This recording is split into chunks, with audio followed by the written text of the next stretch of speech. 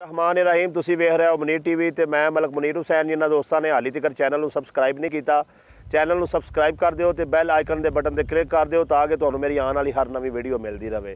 मैं अज शरकपुर शरीफ जिहड़ा जनाज गाह मियाँ साहब रहमतुल्लाह अलैह उस दे हवाले नाल चंद गुजारिशात करना चाहांगा। सब तो पहले इस गल नूं ज़हन च रखो कि जिस वेले कोई जनाजा गुजरे तो अपनी दुनियावी गल्लां नूं छड्ड के ते जनाजे दे अदब विच खड़े हो जाया करो और अगर टाइम है तो जनाजे शिरकत कराया करो।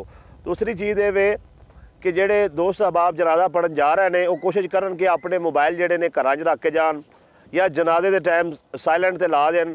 अक्सर औकात जिसले उसे जनाजा पढ़ीदा तो वेखीदा कि जनाजे दे विच ही बाद लोगों दियां मुख्तलिफ किस्म दियां गाणियां दियां या मुख्तलिफ किस्म के सो साज दियां जेड़ा वो ट्यूनां लगियां होंदियां ने ते आवाज़ां आनियां शुरू हो जांदियां ने।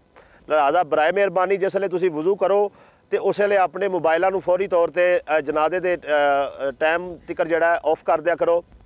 और इस दे नाल ये गुजारिश करना चाहांगा कि कोशिश करो अपने मोबाइल घर च रख के जाओ, क्योंकि उस जगह पर मोबाइल जड़ा नमाज जनाजा तो फौरी बाद जिस वेले तुसीं हज़ारे तज़ीयत वास्ते इकट्ठे होंदे हो तो उस वेले मोबाइल चुरा ले जाते हैं।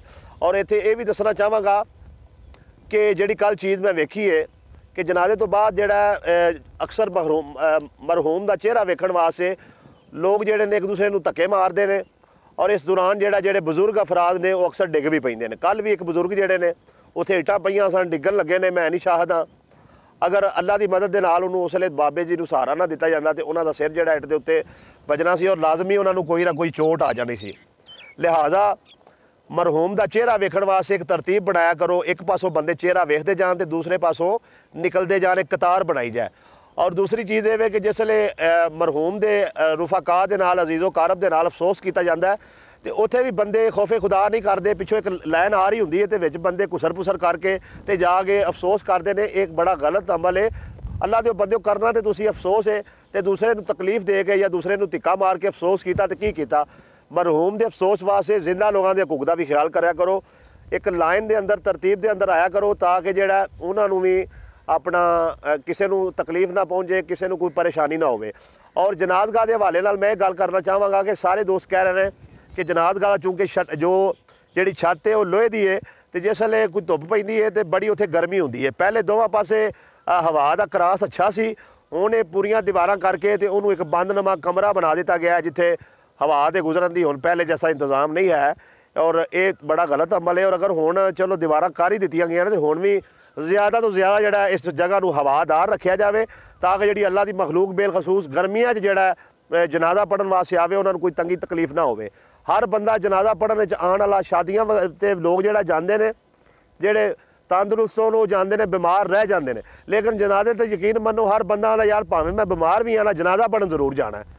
तो अक्सर बीमार अफराद भी जनाजा पढ़न पहुँचे होंगे हैं, लेकिन उत्थे बंदे गर्मी हबस होंदी है, पखे पूरे नहीं लगे है और बंद उन्होंने कर दिता गया जनाजगाह वाली जगह तो लोग तंग हो गए बाहर धुप्पे खड़े रहते हैं, जलील होंगे रहते हैं। लिहाजा बराए मेहरबानी जनाजगाह दी चलो दीवारां कर दित्तियां गईयां ने, जो होया सो होया।